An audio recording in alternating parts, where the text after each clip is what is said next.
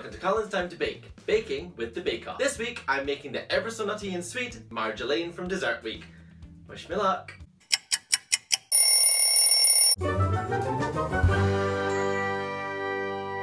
This episode of Colin's Time to Bake has a special behind the scenes video. The link is below in the description. It says how I really feel about this bake.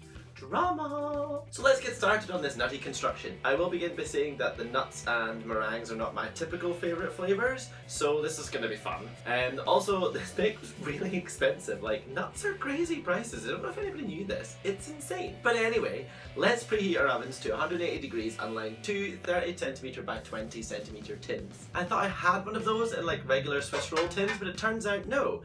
It needs to be these things. So I went out and bought them and cha-ching! Yeah, so that's like much more expense as well as all the nuts. But I did realise halfway through I probably could have just used a regular Swiss roll tin and then cut it up into 4 bits, but you know, live and learn. The oven is on. Now take your almonds and hazelnuts and pop them into a food processor until they become like breadcrumbs. Then you'll want to spread them out in a tray and bake them until roasted, until they're like toasty brown. This should take about 10 minutes, but keep checking them every 3 minutes just to rearrange to make sure that they're even. This is for your de quoi, darling. De quoi, de quoi, de quoi, de quoi, de quoi. Once they're roasted, take them out and leave them to cool in a cold bowl. Top tip, to make the nuts cool faster, blow on them. When they're cool, pop in 100 grams of your sugar and some corn flour. Now turn your oven down to 150 degrees. Take 6 egg whites, yes 6, and make your meringue. So you whisk up your egg whites until they're frothy and then slowly add in the rest of your sugar. This should make it a nice stiff and glossy meringue. Just keep whisking as fast as possible until you can turn the bowl upside down, and then you know it's ready to go. Yay! Now you want to gently fold in the toasted nuts into the mixture. This is gonna make a nice nutty de quoi. De quoi. De quoi. Take your 2 tins, make sure you've lined them and divide your meringue evenly between them. Make sure they're flat on the top as well, because any mountainous regions will stay that way, like your faces when the wind changes. Bake this for about 45 minutes to an hour. Now I did forget how long I had it in for because I forgot to press the button, so I went for touch and look. It should look golden brown and be firm to the touch. Apparently. Once they're ready, open the oven door slightly and shove a wooden spoon in it to keep it ajar. Switch off the oven and leave everything to cool down together. Not a clue why or what it does, but Mary says so, so I'm gonna do it. Now if you're trying to do this in the allotted time asked for in the bake-off, then good luck, because time is of the essence and everything needs to be cooled till it's cold. So let's get started with the next part of the ganache. Heat up your cream until it begins to boil and then take it off the heat. Pour this over the chocolate and stir it until the whole thing melts together. I did it wrong and used a double boiler for the chocolate, so the chocolate has already started melting, which possibly meant that I had separated something. I'm not really sure, but we'll see later on exactly what happens. So don't double boil, just let the cream melt the chocolate and stir in all the chocolate until it's combined, and then leave this to cool as well. Everything needs to be cool. Be cool, guys, be cool. Now you need to get your praline ready. Praline? Praline? I think it's called praline. Oh gosh, I'm so bad at this game. Why can't I know how to say things? So get your praline ready. To do this, line a baking tray with greaseproof or silicone fancy stuff that my friend Sophie got me. Hi Sophie! Take your sugar and heat it in a pan with 100 milliliters of water. Keep on a medium heat to do this, or it could burn. So much direction! If you're lucky enough to have a sugar thermometer, one of these bad boys, then heat it up until it reaches 170 degrees or until it turns slightly brown. You want to make sure that it's caramelized but not like too crazy. It's going to be a hard crack because you're going to be doing something with it later that involves your food processor again. While this is happening, oh yeah, you need to take one of your 8 arms that Mary seems to think that you've got. You have to lightly saute your nuts.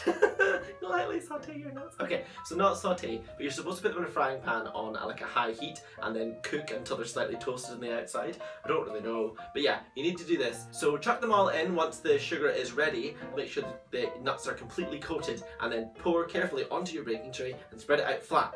And guess what? You leave it to cool. Just stay cool. For the buttercream, this is not regular buttercream. Oh no. So get a pan and put 5 tablespoons of water and then add your sugar and then your sachet of cream of tartar. And again, you want to make sure you're using your sugar thermometer and boil this to 150 degrees Celsius. However, again, if you don't have a sugar thermometer, good luck. It's got to be still watery but not caramelized, so not as much as you had before. So good luck. Just make sure it's still watery because it's going to be like boiled sugar water. While this is happening, yet again, you've got another thing to do.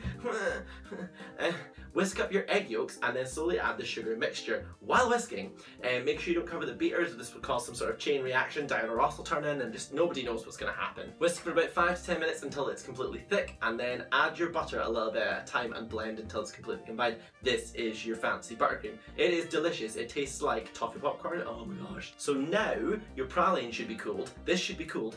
You should crack it up, hit it with a shoe or a hammer or something, I don't really know, or you could just break it into pieces. Put this into your food processor, but do this one little bit at a time. Do not do this all in one go. Please make sure that you're doing this all one at a time, because when I did it, I put the whole lot in and it almost broke my food processor. You can kind of see that here.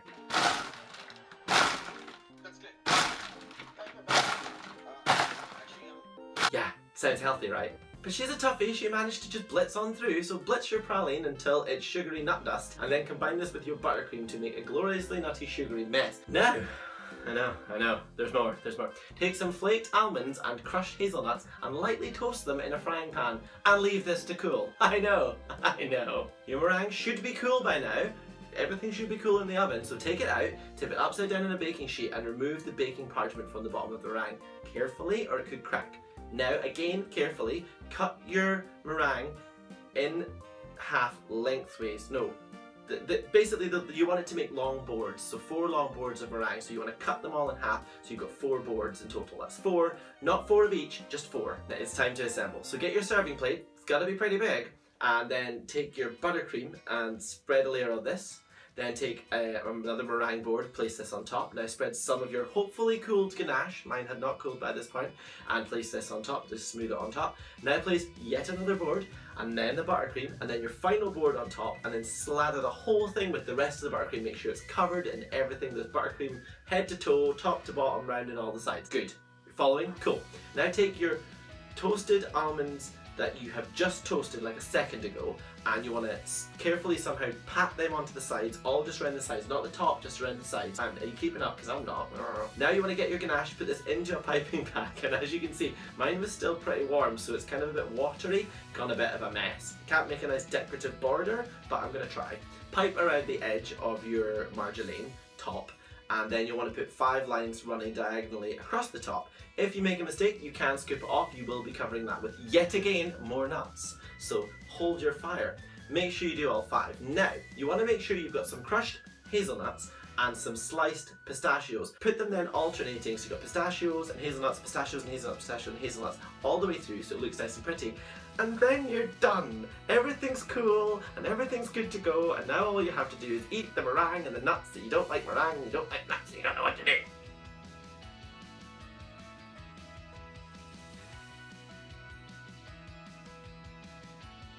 So this is it.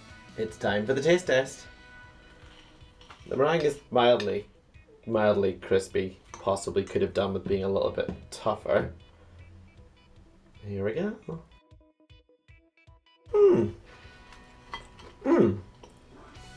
I have to say, for someone who really doesn't like meringue and really doesn't like nuts in things, it's not bad. I'm gonna go for a second bite. So there you have it. Marjolaine. Good, isn't it? Yeah. It actually is really nice. It does taste like toffee popcorn. I was quite impressed with the fact that the flavour was something that I would probably enjoy. Really sweet though. I mean, you did put like 1,000,000 grams of sugar in there, so it's probably healthy. But you know, no one eats desserts because they're healthy, right? They eat them because they taste good. So if you like what you see, don't forget to click subscribe, like and share with your friends. Everybody loves to share a baking video. Don't forget you can follow me on all the social media. You can follow me on my website where I post random things and sometimes just post the videos again so you can watch it again. Yay! So next week seems to be Tudor week. I have no idea what I'm making, but I presume I'm going to have to use some sort of medieval oven. So join me then. My name is Colin. This is Colin's Time to Bake, baking with the Bake Off. Thank you very much and I'll see you soon.